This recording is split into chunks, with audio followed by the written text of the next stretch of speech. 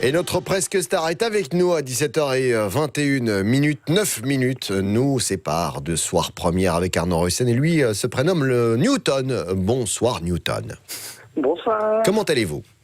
Très bien, et vous ? Eh bien écoutez, ravi de vous avoir avec nous, vous êtes notre presque star du jour. Et pour me mettre sur la voie, chers chroniqueurs, chroniqueuses, oui je parle aussi en écriture inclusive, on va vous proposer un indice, on écoute. Il jouait du piano debout, c'est peut-être un détail pour vous, mais pour moi ça veut dire beaucoup. Alors, qui est-il ? Un musicien. Peut-être, oui. Un malade de la gale ? Pourquoi ? Parce qu'il jouait du... France Gall. Ah, France Gall, ah ouais. J'essaye. Mais vous faites bien d'essayer. Non, pas du tout, non. Newton, c'est un pseudo, rassurez-moi. On lui posera la question tout à l'heure. C'est pas Einstein, en tout cas. C'est un musicien. C'est un musicien. Bon, Ouais. connu. Connu, ou en tout cas qui tend à se faire connaître et qui fait parler de lui l'impresse, raison pour laquelle on le met en lumière aujourd'hui. Il joue sur des tout petits instruments. C'est-à-dire ? Ouais, je sais pas, il y avait Des boules de Noël. mouchoirs de poche dans le Ouais, précédent. mouchoirs de Il joue poche. des mini-guitares, du mini-piano. Eh bien, c'est mini-piano. Eh. Bien mal. joué, Professionnel, Edgar Schatz. Mini-piano à queue, on le rappelle. Et Newton Lawrence, vous êtes l'inventeur et l'interprète de cet instrument unique. Donc, il n'en existe pas d'autre. C'est le mini-piano. C'est exact. Alors, c'est correct. question que posait Edgar Schatz, Newton Lawrence, c'est votre vrai nom ou... Alors en fait, Newton, c'est mon vrai prénom, qui vient en fait l'acronyme Newton, New York et Washington. C'est la ville où mes parents ont passé leur voyage de noces. Et Lawrence, ça c'est un choix artistique, c'est par rapport à un livre, Les 10 petits nègres d'Agatha Christie. Il y avait un juge très méchant qui s'appelait Lawrence, et ça m'a marqué à l'époque, donc voilà. C'est pas parce que je suis méchant, hein, j'aimais bien ce nom-là. Heureusement qu'ils n'étaient pas au stand des Stenokerzé. Ça ferait Ostenzel. C'est vrai. Parlons musique, parlons piano. Comment est née cette histoire justement ? Comment vous êtes dit tiens je vais créer un mini-instrument et du coup un mini-piano ? Alors en fait à la base j'ai fait des études de journalisme, donc j'étais aussi dans la réalisation de vidéos. Et dans un film que j'étais en train de réaliser avec un ami, on avait une scène avec un petit piano. Et en fait, on ne pouvait pas le trouver sur Internet. J'avais voulu en acheter un et ça n'existait pas. Et donc, je me suis dit que j'allais l'inventer. Et c'est parti de cette idée. Et en fait, ça répondait peut-être à un besoin plus profond qui était bien ancré en moi. C'est-à-dire que j'ai appris la musique, j'adore jouer de la musique. Et il y avait une volonté de s'exprimer de façon artistique que je ne trouvais pas spécialement dans le journalisme. Et que, voilà, que... Au-delà des mots, la musique qui traverse les frontières et qui permet de transpercer certains a priori. Donc vous vous êtes dit tiens je vais jouer de la musique. Ça a commencé où, à Liège, c'est ça ? Ça a commencé à Liège, tout à fait. Donc une fois que j'ai fabriqué cet instrument qui, comme j'ai dit au départ, était simplement un objet visuel, je l'ai adapté avec un système électronique qui a fait que je pouvais être autonome et donc j'étais capable de jouer n'importe où. Et donc, je me suis dit, tiens, c'est génial, je vais pouvoir jouer dans les endroits les plus insolites.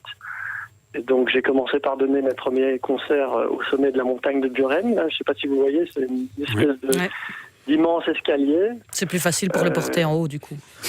Ah, c'était pas facile, non, mais il y avait souvent des gens qui m'aidaient à le faire. Et puis, j'ai donné des concerts dans des endroits vraiment très bizarres, genre un speedboat.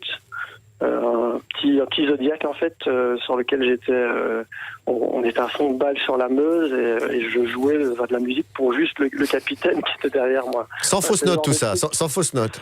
Avec pas mal de fausses notes parce que franchement on a failli chavirer je crois 4 ou 5 fois. Ah ouais, vous m'étonnez. Tiens, il y a Catherine Ronvaux qui me demandait ça pèse combien ? Vous pouvez lui poser la question, Catherine. Ça pèse combien ?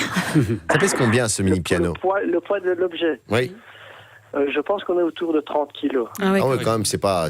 Et il fait jardinière aussi, parce que toutes les photos sont présentées... avec des fleurs à l'intérieur. Pourquoi ? Ah oui, le côté fleurs, en fait, il y a 2 raisons. Bon, déjà, les femmes aiment beaucoup les fleurs, donc ça attire leur attention, ce qui n'est jamais négligeable. Et puis à côté de ça, il y avait la volonté de cacher un peu le mécanisme, donc comme ça, voilà, on le cache d'une certaine façon embellie. Et puis je trouve aussi que ça apporte un peu de couleur, ça manque souvent. Un piano, c'est un peu triste, un piano noir. Maintenant, il y en a qui diront peut-être que ça fait un peu cercueil, ça dépend aussi d'où on joue. Mais voilà. Tiens, est-ce que vous avez inventé autre chose que ce piano? Parce que j'ai souvenir de vous avoir vu chez Véronique Tiberghien le matin avec un étrange nœud papillon. Ah oui, effectivement. En fait, c'est une amie à moi Simply Book, elle s'appelle. C'est une fille qui design des nœuds papillons. Et c'est pas mon invention, c'est son invention elle. D'accord. C'est des nœuds designés avec une imprimante 3D. Oh, okay. Et donc c'est elle qui les fait. Elle a vraiment. Et alors je suis l'ambassadeur de ces nœuds papillons. Donc, et ambassadeur de musique également, puisque vous donnez des concerts un petit peu partout maintenant dans le monde. Vous avez envie de faire profiter de votre art les badauds, comme on les appelle, dans des lieux toujours aussi insolites les uns que les autres. On mettra toutes les infos sur la page Facebook de C'est Presque Sérieux et sur le site de la première, lapremière.be, histoire de nous intéresser à vous, puisqu'en plus de ça, il y a la dimension sociale du piano et de la musique. Vous allez également dans des prisons, c'est bien ça, hein? Oui, tout à fait. Ça, c'est vraiment quelque chose qui, sur le plan personnel, je trouve, est très, très enrichissant. C'est d'aller jouer dans des endroits où la musique n'est pas spécialement attendue. Donc, je sors un peu le piano de sa salle de concert traditionnelle pour l'amener dans des endroits plus fermés, des lieux où souvent les gens sont là un peu par contrainte. Donc, que ce soit dans les hôpitaux, dans les soins palliatifs, les prisons. À la RTBF.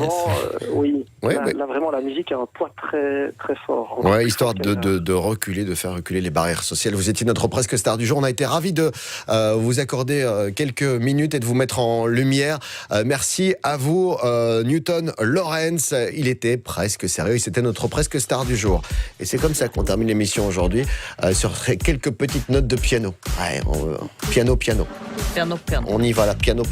Merci à vous de nous avoir suivis. On sera de retour demain dès 16h pour un nouveau numéro de C'est Presque Sérieux. Laissez-moi remercier mes camarades de jeu en ce mardi. Et merci Christelle Delbrook. Merci beaucoup. Merci Mathieu Pelletier. Merci. Merci Catherine Ronvaux. Merci Edgar Schotz. J'aime beaucoup ce que vous faites. Mais écoutez, ma mère me le dit aussi.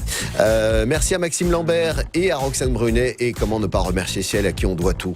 Oui, Carole Baquet qui a préparé cette émission pour vous et vous qui êtes nombreux chaque jour à nous rejoindre et adopter notre état d'esprit. Merci à vous d'être presque sérieux. On le sera d'autant plus demain dès 16h. Tout de suite, Arnaud Roysen. La première. L'esprit clair.